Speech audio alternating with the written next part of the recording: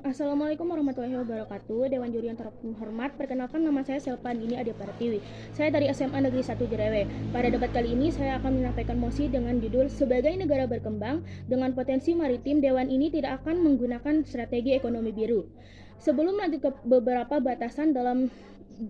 batasan sesuai dengan mosi saya, izinkanlah saya terlebih dahulu untuk menyampaikan beberapa definisi, yang dimana ekonomi biru adalah strategi pembangunan ekonomi nasional yang mengandalkan sumber daya kelautan atau potensi maritim yang dimiliki oleh suatu negara.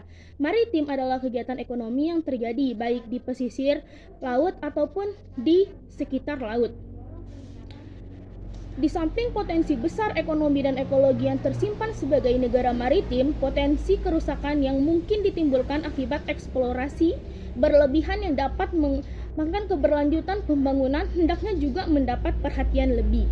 Di mana ekonomi biru ini menjelaskan bahwa kondisi nelayan tradisional sudah ada dalam kondisi pemikiran yang kritis dan mereka memahami kondisi ekosistem sebenarnya. Akan tetapi yang terjadi justru sebaliknya, karena pemanfaatan tentang peradaban krisis hak kepemilikan bukan jawaban karena krisis yang terjadi di laut masih berlangsung. Terbatasnya kemampuan menunjukkan pekerjaan yang lebih baik merupakan beberapa alasan para nelayan tetap bertahan. Kalah bersaing, beberapa nelayan kemudian memutuskan untuk berhenti mencari ikan dan menjadi buruh, yang dimana pada perusakan dan yang secara ekonomi tidak membuat mereka lebih baik. Dengan keterbatasan pengetahuan dan ditambah lagi dengan tekanan ekonomi untuk memenuhi kebutuhan sehari-hari menyebabkan aspek ekologi menjadi terabaikan. Penggunaan sarana dan prasarana penangkapan ikan seperti bom, potas, dan pukat harimau cenderung merusak keanekaragaman hayati dan biota laut. Kesatuan Nelayan Tradisional Indonesia (KNTI) harus memperhatikan pendekatan hak kepemilikan privat dan perikanan Right-Based Phases BPF, yaitu hak kepemilikan perorangan pada sektor perikanan dalam berbagai bentuk dapat dipindah atau diperjualbelikan tanpa mekanisme pasal dan terbebas dari campur tangan negara. Saya setuju dengan mosi saya kali ini karena pembangunan berorientasi pertumbuhan ekonomi dan fisik tanpa memperhatikan kelestarian lingkungan bukanlah pembangunan sejati. Konsep ekonomi biru atau blue economy mulai diadopsi di negara-negara maju 10 tahun terakhir. Penerapan ekonomi biru dan perikanan budidaya melalui inovasi dan teknologi harus memperhitungkan beberapa kelemahan antara dampak ekonomi dan dampak ekologi.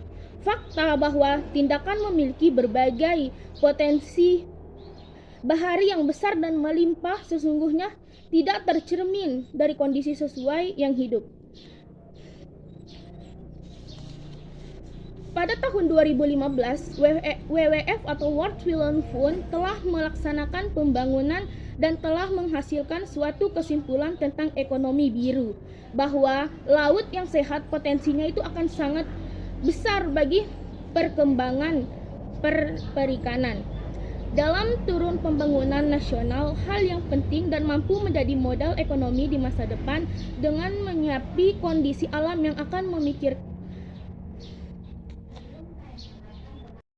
Selanjutnya, Menteri Perikanan dan Kelautan Susi Pujiastuti beberapa waktu yang lalu mengungkapkan bahwa terdapat beberapa potensi peringatan PNBP sebesar 25 triliun rupiah per tahun yang belum dimanfaatkan dari sumber daya ikan dan sumber daya non-ikan. Potensi maritim Indonesia yang demikian besar dianggap sebagai salah satu visi misi unggulan pemerintahan Jokowi dan Yusuf Kala. Implementasi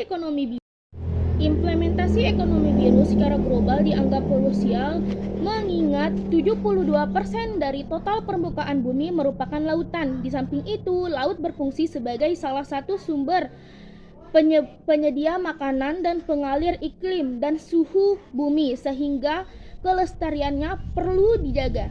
Sekian dari saya. Wassalamualaikum warahmatullahi wabarakatuh.